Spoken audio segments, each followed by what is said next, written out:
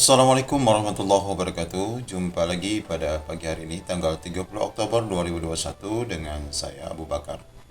Pada video kali ini kita akan akses secara langsung situs SSCASN dan P3K Guru terkait kelulusan Pasca Sanggah yang dijanjikan diumumkan pada tanggal 29 Oktober 2021. Namun sebelum kita masuk pada dua portal penting itu, mari kita lihat beberapa komentar yang masuk di kolom komentar video kami yang tadi malam kami posting pada pukul 11 malam ya. Dimana judul video yang kami buat itu adalah honorer tagih janji Kemendikbud maksimal pukul 24 waktu Indonesia Barat. Karena memang janji dari Ibu Nunung menyampaikan bahwa pengumuman pasti akan diumumkan pada tanggal 29 Oktober 2021 paling lambat pukul 24.00. Nah, di sini 7 jam yang lalu dari Yuli Jerman, alhamdulillah jawaban hasil sanggah sesuai harapan lulus. Semoga rezeki ini mampu mengubah hidupku dan keluargaku berkat dunia dan akhirat. Kemudian di sini juga di Herlina sudah muncul ya, 5 jam yang lalu sudah muncul hasilnya. Kemudian dari Ical belum muncul ya. Dari Laskar Perjuangan juga sudah muncul pengumumannya. Sedangkan di video kami sendiri belum muncul ya, hasilnya belum. Punya saya malah hasilnya beda. Ini macam-macam komentar. Kemudian, nah ada juga nih yang baru 1 jam ya, 1 jam yang lalu sudah tanggal 30 tidak ada bukti hoax. Nah dari Nona Melko 2 jam yang lalu sampai pagi ini belum juga. Jadi Bapak Ibu, dari hasil pengumuman SSCASN dan portal P3K ternyata belum serentak ya, sepertinya Bapak Ibu, ada yang sudah, ada yang belum. Nah, terkait hal itu kita coba langsung cek di portal P3K Guru. Nah, di sini sudah ada sebenarnya link untuk cek kelulusan peserta Pasca Sanggah. Jadi sudah resmi dimunculkan di sini. Meskipun ya Bapak Ibu, kalau kita cari di sini menggunakan NIK dan nomor peserta, kemudian kita jumlahkan hasil ini untuk kita cari, banyak yang sudah menyatakan lolos hasil di sini. Namun kami sendiri masuk ke dalam SSCASN dan di halaman beranda SSCASN sendiri belum muncul pengumuman pasca sanggah. Ini masih prasanggah. Sehingga di dalam hasil login kami sendiri di dalam situs SSCASN ini belum ada ya. Masih juga hasil pasca prasanggah. Sepertinya memang berbeda-beda. Jadi Bapak Ibu tetap saja optimis dapat mengakses di laman P3K Guru dan di laman akun SSCASN masing-masing. Kita tidak dapat memastikan apa penyebab perbedaan daripada informasi ini, namun sesuai dengan jadwal, alhamdulillah memang tanggal 29 Oktober 2021 sudah diumumkan meskipun belum semua ya Bapak Ibu.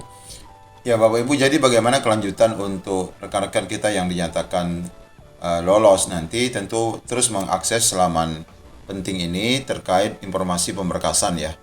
Sebagaimana diinformasikan, pemberkasan juga nanti akan diinformasikan melalui BKD masing-masing.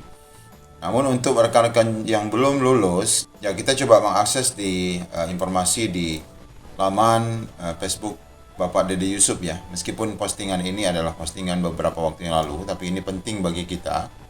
Di sini disampaikan pesan bahwa buat para guru honorer yang selalu DM saya atau komen terus soal masalah P3K, saya ingin lapor walau saya tidak bisa membalas chat atau DM satu persatu, tapi saya terus bekerja dan bergerak. Jadi ini Bapak Ibu yang perlu diketahui, Komisi 10, kalau kita masih bisa menyebut sebagai panja pengangkatan GTK honorer menjadi ASN, itu sampai saat ini meskipun tidak ada rapat-rapat lagi ya, karena rapat terakhir yang membahas tentang penambahan afirmasi itu sampai sekarang belum ada lagi rapat terkait pengangkatan permasalahan P3K ini, tetapi ternyata Komisi 10 ini terus bergerak ya, Bapak Dede Yusuf, kemudian nanti kita akan lihat berita dari Ketua Komisi 10 Bapak Saiful Huda ya.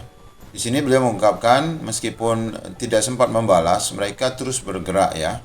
Saya temui para guru honorer sesering mungkin. Kita diskusi dan saling curhat sampai puas.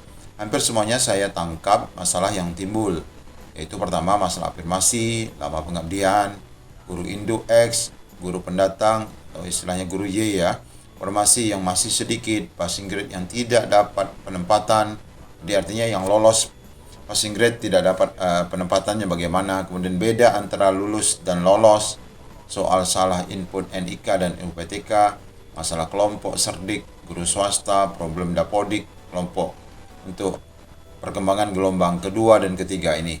Dan juga ada curhat jadi saling curiga ke temannya sendiri, kok begini, kok begitu, kenapa dia masuk, kenapa bukan saya, aduh.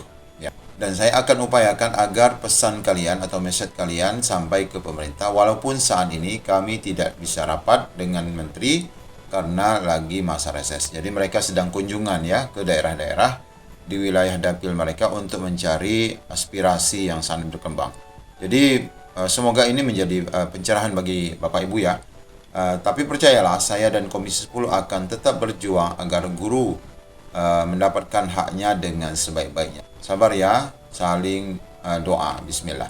Jadi ini diantara kegiatan reses Bapak Dede Yusuf ya, selaku Komisi 10 yang menerima banyak sekali nih, ya banyak sekali cuitan ataupun tanggapan curhatan para guru honorer saat melakukan reses di lapangan, dan ini menjadi catatan yang akan diteruskan kepada pemerintah terkait tentunya seleksi P3K yang tahap 2 bagi yang belum lolos dan nanti sampai ke tahap 3. Jadi besar harapan rekan-rekan sekalian untuk tetap masuk pada seleksi P3K tahun ini, sehingga dari hasil pengumuman P3K tahap 1 yang secara resmi sudah di-posting, meskipun ya Bapak Ibu belum semuanya, ini nanti akan membuahkan hasil yang baik. Berikut kita simak pernyataan Bapak Dede Yusuf beberapa waktu yang lalu terkait perjuangan beliau pada proses seleksi P3K tahun 2021. Jujur sajalah, kita ini yang hadir di sini, duduk di sini adalah produk dari guru honorer. Kita bisa duduk di sini jadi politisi, jadi pejabat, jadi apapun juga. Mungkin dulu pernah diajar oleh guru honorer yang usianya saat ini mungkin sudah 50, sudah 60. Dan mereka sudah mengajar lebih dari puluhan tahun. Produk dari guru honorer yang belum bersertifikasi, yang masih seperti itu, yang penghasilan masih 300.000, 500.000 saja, sudah bisa jadi pejabat-pejabat besar. Apalagi jika pendapatan dan kesejahteraan mereka meningkat. Maka 2045 kita pastikan murid-murid kita adalah murid-murid yang lebih hebat dari kita. Akan lebih hebat dari Nadiem Makarim dan sebagainya. Jadi konteksnya di sini adalah kembali, mana yang lebih dahulu? Kesejahteraan dulukah atau upgrading dulu? Kalau kita berbicara upgrading, tapi yang dipikirkan adalah bagaimana makan saya, pendapatan saya hanya 300.000, 500.000, belum pikiran laporan kerja, belum bikin lagi les-les dan sebagainya, tentu akan sulit.